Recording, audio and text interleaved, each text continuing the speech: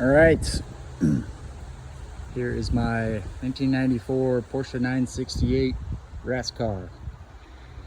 Had a lot of questions about it, a lot of details, so I figured I'd throw this video together so you guys could check it out. I'll just start with a quick walk around. You guys can see the body panels, and I'll cover the front wing. Big old brakes. I got a spare set of rotors in the trailer, so I'll be specific about the exact size. I've had a couple questions about that. You can see there's a little dent here, but besides that, as far as body work is concerned, it's pretty clean. It's all metal. I'll tap on all the fenders, and bumpers obviously aren't. They are through glass, well, plastic in this case. Mounts for the wing, which are pretty common. Adjustable, obviously. There's no muffler, so it's pretty loud. I'll start it up. It runs pretty good. This is all pinstriping, but the silver and the black are painted. Everything else, you see all the graphics, they're stickers.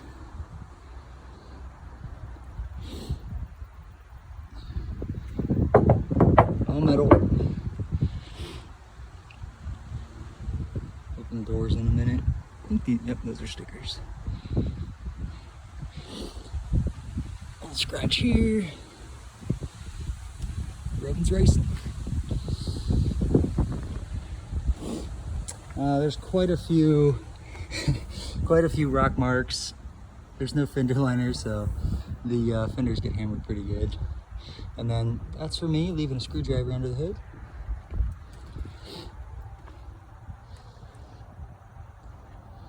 You can see the bracing for the wing. Oh, it looks like it's just a little bit of fiberglass. It's pretty solid.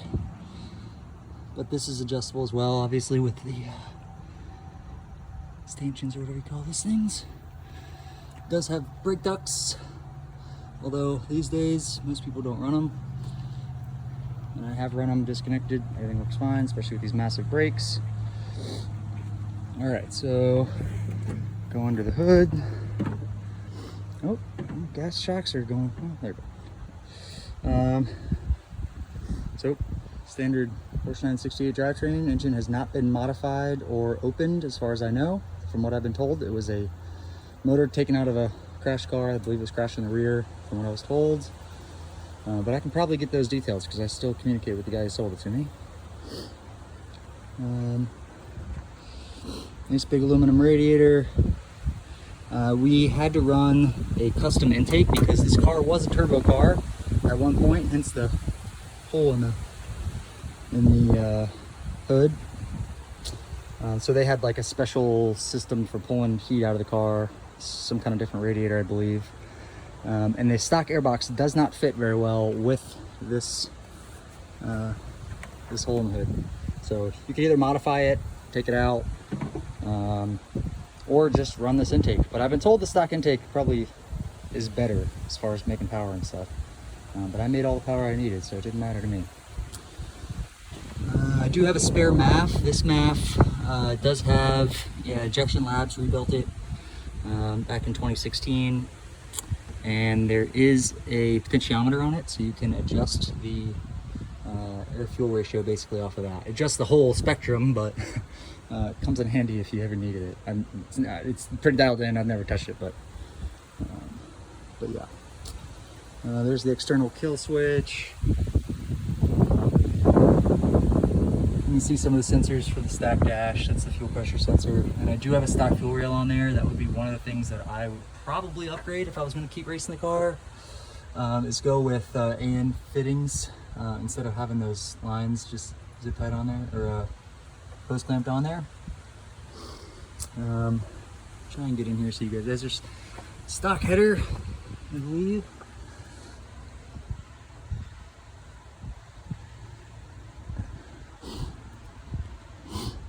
No major leaks or anything. It's pretty dry. It does have power steering. Power steering works fine. It's never overflowed or anything. Steering's nice and tight, at least for me.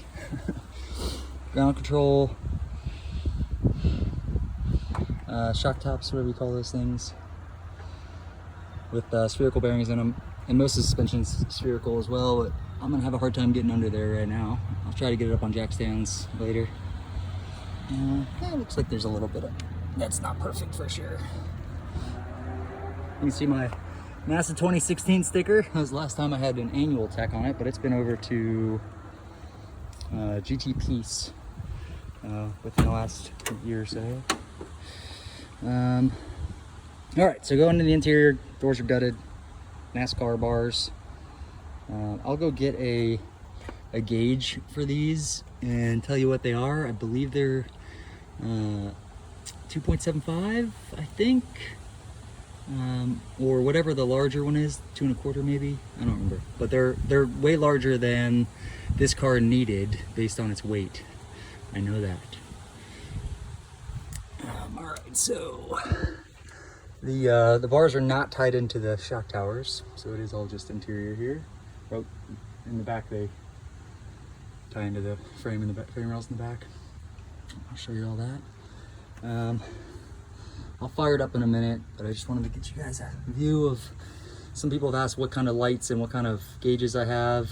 So there's an ABS light, alternator light if that stops working.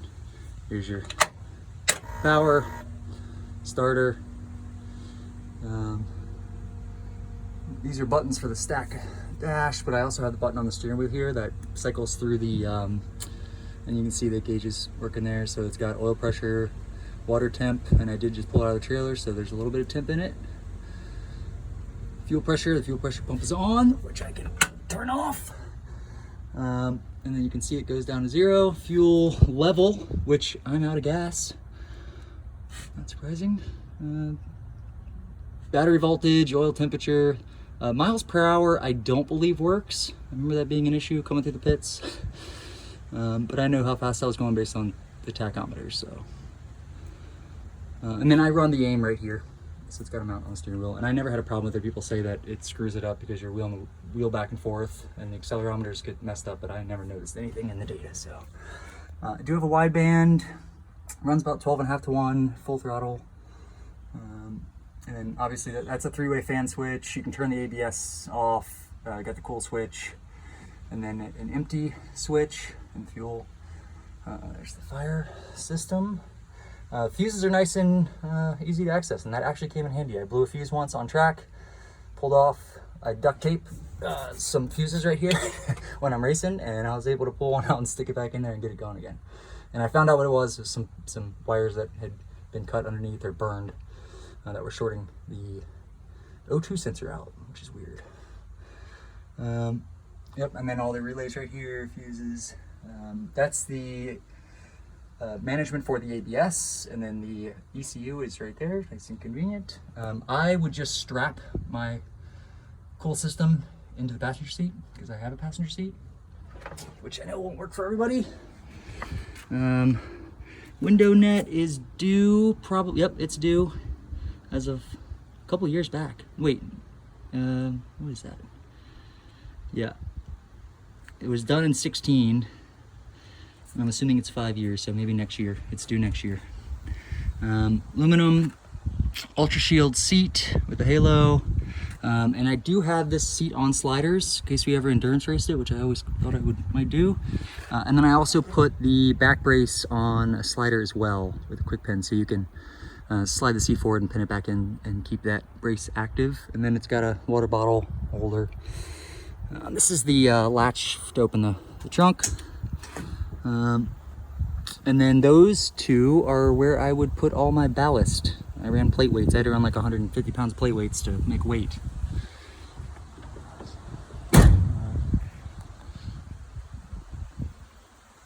That's pretty much it. So I'll open the passenger door just so you can see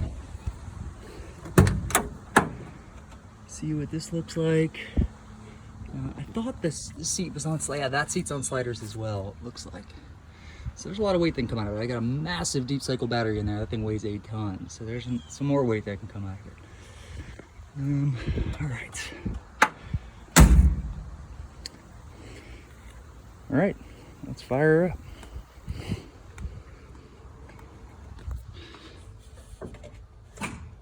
Uh-oh. Oh shit, and turn the fuel on too.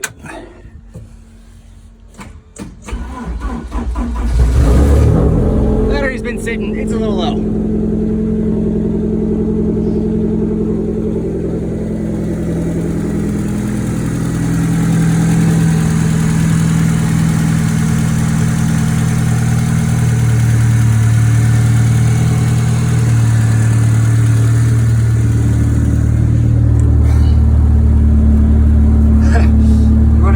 No boost.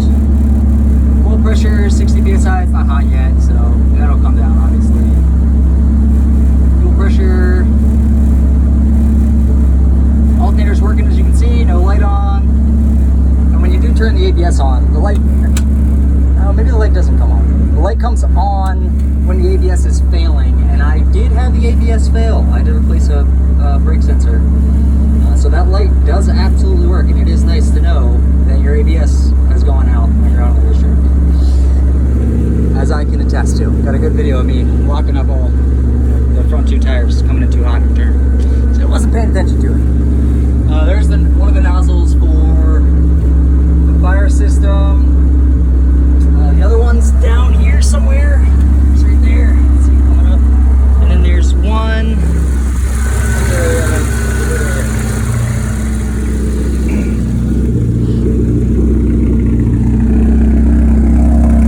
Nice deep sounded idle that gets real loud and raspy up down. So I'll give it a couple revs here.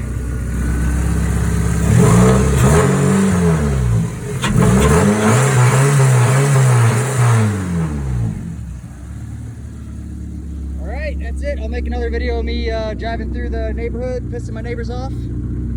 If you guys have any questions, let me know.